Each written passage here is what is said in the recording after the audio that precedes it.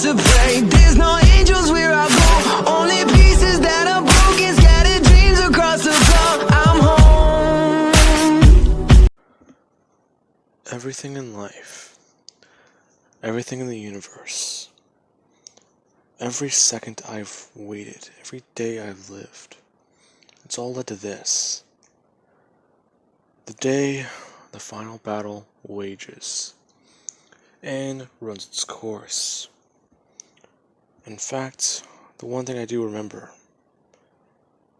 one thing I know, that no man is created equal. This day is proof of that. As I lie in the heart of the star, I think, what am I going to do next? I absorb this power, then go down there and die. Isn't that right? That's not what's going to happen. So, I can drain this star, drain this sun, eat it, whatever you want to call it. Go down there and fight. Or, well, I can just wait here and succumb to its power. Succumb to the anti-life equation. I still feel it, going through my mind like a chainsaw. But even then, right now, I can feel it, well, wavering, breaking. And I can hear the battle down there. I can hear footsteps. I can't count them. They're too fast. Bakugo is running. I know that he is going to die. If Bakugo runs too fast, he's going to... I don't even know. That's the thing that frightens me. So I have a plan. All I know is, I hope God can forgive me. Now, with that being said, hello everybody. Let us begin. Whenever we last left off, Midoriya started to absorb the sun, and Bakugo was one of the only people remaining on the battlefield to fight off against Darkseid, along with Shazam and a few others. Now, with that being said, let's cut back over to Midoriya. He's absorbed half the power of the star, and if you were on the surface of Sanctuary, you'd be able to see the differences it has made. The star is getting dimmer, and the planet is starting to get colder. However, Midoriya knows that this power, it's not going to be enough. He needs more of it. And, well, luckily the closest solar system has a blue sun. In fact, it's not even that far. He believes that if he uses his lantern power and his Kryptonian speed, he can make it there in less than a minute. Hopefully less than 30 seconds. Now, as soon as the star starts to turn into a white dwarf, Midoriya shoots out of it, flying away from the planets, leaving the solar system in less than a second, and smashing and colliding directly into the next star, beginning to absorb its power, forcing it into his body, absorbing it, gaining more and more power, turning that one into a white dwarf. Midoriya's plan is simple, but at the same time, it's horrendous. It's disturbing. His plan for stopping the anti-life equation involves billions, countless death actually. He's going to absorb each star he can, and then go back to his planets and crush Darkseid. That is the only plan he can think of.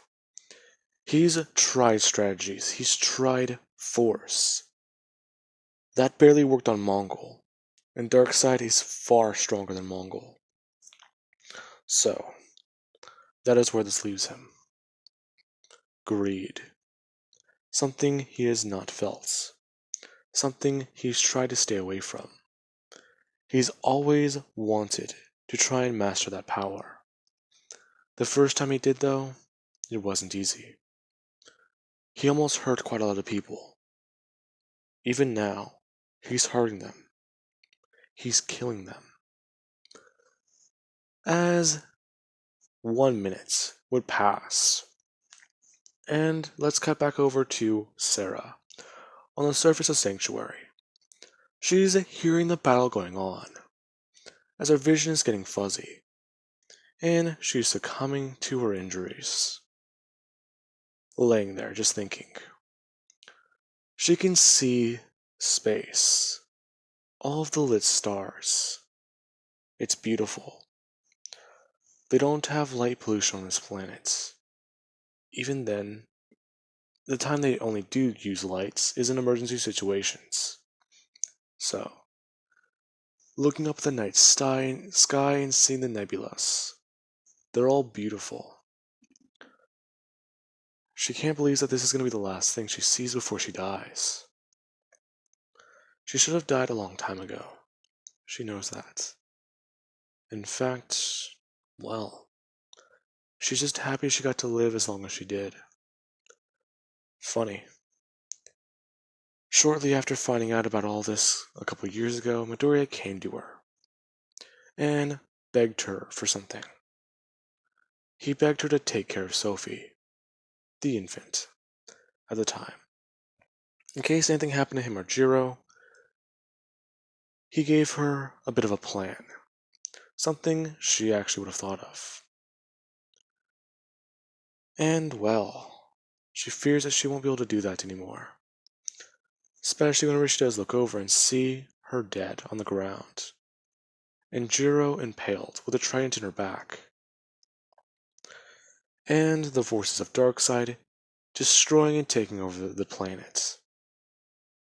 As tears stream down her face, and she looks back up at the night sky, in shock at what she sees.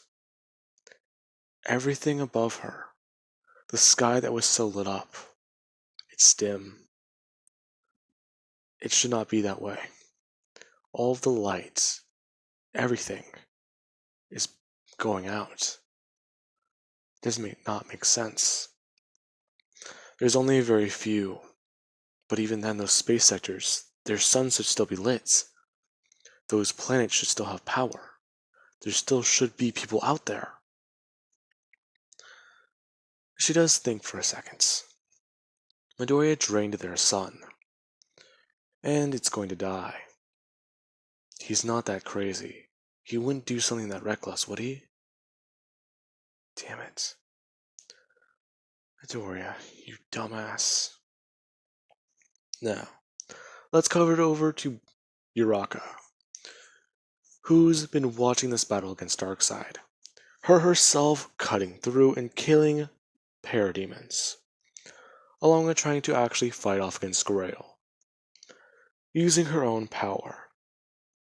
She has nearly mastered this ability. She's able to use multiple emotions at once. But even then, sometimes that may not be the best idea, since it can hurt her mental states. But everyone is just watching the battle. Almost all the troops stopped whenever Darkseid started getting knocked around. And they're just watching this. He's being juggled and knocked around, along with the fact that everyone is reporting tremors around the planet. Nothing is the same. Everything is shaking and the planet is going to be destroyed. As Bakugo sends a punch directly at Darkseid, sending him flying towards the sky. And Darkseid, finally, is annoyed. After a full 2 minutes. He's been trying to swat at this force, but even then he can't see it. So, it's time to destroy it. As he starts to blast multiple lines into the ground, destroying everything. Destroying the floor underneath Bakugo's feet as he goes tumbling forwards, at unknown speed, smashing into the ground and skidding across it. tearing off quite a lot of the flesh along his arms and his legs, as he's still coursing with the Speed Force, getting back up and looking straight at Darkseid, as he does actually run forwards, smashing his hand directly into Darkseid's chest, as it's just vibrating at high speeds, before Darkseid just looks down at him, and asks this puny human if he is done, if his final breath is that little piece of resistance, that little piece that you so desperately fight for. Are you done? As Bakugo just looks around, everyone on the battlefield is staring at him. And, well, he sees Ochako. He's not sure what to do. He's not sure what to say. This was all hopeless. Everything they've done, everything they've tried, the fight is over. Thinking, in his final moments, he does want to embrace his wife. He wants to see his son's face. As he does go to run over to Uraka. As soon as he gets close to her, he extends out his hands and goes to hug her. However, as soon as he makes contact with her, he phases straight through her, before saying a few simple words. Everything feels fuzzy. Before he disappears, Uraka, completely in shock and disturbed by what that was. Now, with that being said, back over to Midoriya. He's done it. It was an insane feat, but he's finally done it. He's absorbed all of the power he could. Everything that he thought he could do, he's done. He's been getting stronger and stronger and faster. He feels it. He's reached a level of strength not even Superman could achieve. As he does look at himself, he has become a god. Something far beyond his human capabilities. Now, as that thought goes on through Midoriya's head, he looks around, seeing the damage he's caused, the lives he's taken. He can fix this. He knows he can, but he just needs to borrow this power, then he can give it back. That's it. That's all he wants. As he flies forwards, reaching his planet in less than a second, he was at the very edge of the universe, almost reaching this place in an instant. As he does land back on the surface, everyone in awe to see him, as Midoriya does stare directly at Darkseid, and the two meet once more. Darkseid just asking this man exactly what he thinks he's doing. He cannot believe. You ran, only to come back? So you are suicidal, aren't you? Once I was. But I don't believe you'll affect me anymore. As Midoriya looks around, waving his hand, all the troops disappearing in an instant. The parademons are gone. In fact, all the boom tubes around the planet, they closed. Darkseid confused. As Midoriya, he walks over and pulls the trident out of Jiro's back, before bending down and giving her a kiss, her seemingly gasping back to life, and taking a deep breath, seeing her husband. Confused and shocked at what just happened, she felt that she died. That pain, everything. Looking at him and asking him what happened. How is he? I can't explain it. I just can. Jiro, I did something that you aren't gonna like. No one is. I've killed everyone. Now, I will be the beacon of light in this dead universe, and kill you then. Midoriya looking straight at Darkseid, as he rushes towards him, Darkseid flying forwards, as the two meet. Midoriya punching Darkseid away as hard as he can, breaking his face and several parts of his teeth. As his generals begin to run forwards, each one trying to fight against him and fight with him. Now, as soon as they all do rush forwards, Midoriya begins to take them out instantly. The first one, Midoriya easily just grabbed them by their throat and tore them to shreds, not even having to use his other hand. They just seemingly melted into nothing. As for Grail, as soon as Midoriya made contact with her, she tried to use the equation, the anti-life equation, to attack him. It had no effect on him. He's beyond that.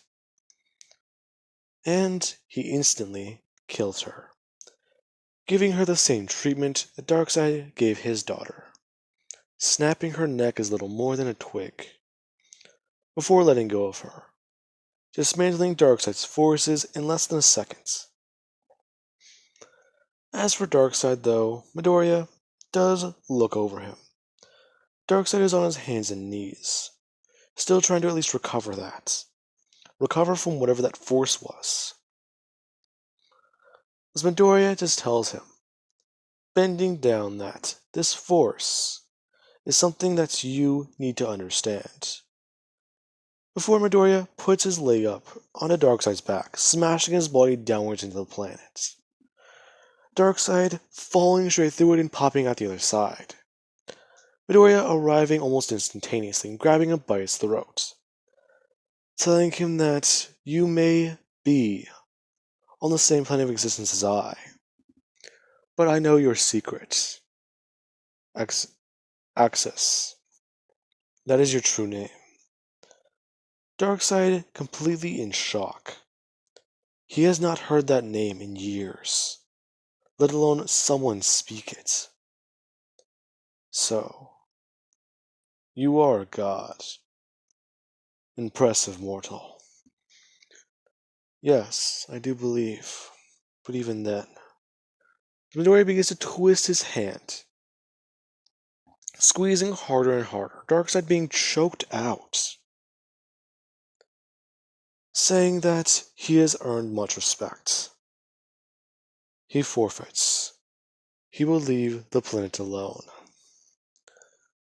A sinister grin forming on Midoriya's face, telling Darkseid that that is not what he wants anymore. As he plunges his right hand forwards into Darkseid's chest, pulling it backwards, ripping out his heart, telling Darkseid that he said he would murder him. Now, as soon as that happened, things begin to get weird. As things just start to shake. Even in space is happening. What is this? As Midoriya tosses Darkseid's body towards the now dying star, thinking for a second. That is what it is, isn't it? You're going to collapse onto my reality? I doubt that. In fact, how would I amp up the stakes? Midoriya disappearing, and appearing in front of something else. Midoriya ascends to the next plane, the fourth dimension. Him meeting Darkseid face to face, truly, for the first time. Darkseid just yelling at Midoriya, wondering how any of this is possible. The power he holds should not exist, wanting to know his secrets. Midoriya just telling him he sacrificed everyone just for his revenge. He wishes he had the mercy. He wishes he could let Darkseid live. But if he does, he will attack the planet again And again, just like before him, just like when the original Kal-El stood against you.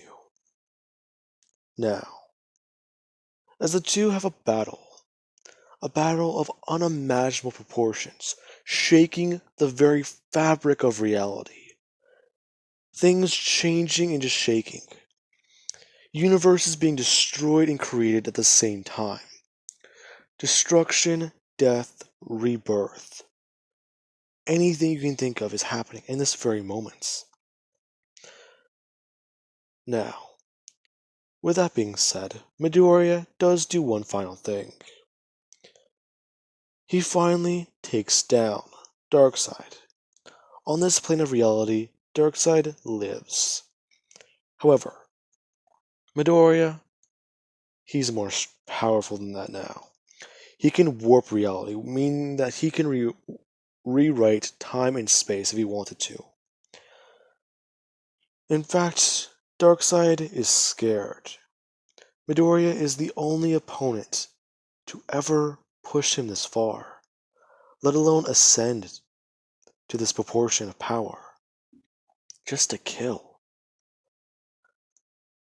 As Darkseid does speak his final words, he is defeated, and he will accept death as his punishment.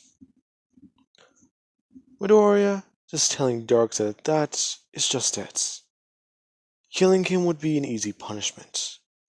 In fact, I'm rethinking my options. I cannot tell how long this battle has been waging. 10 minutes? 20.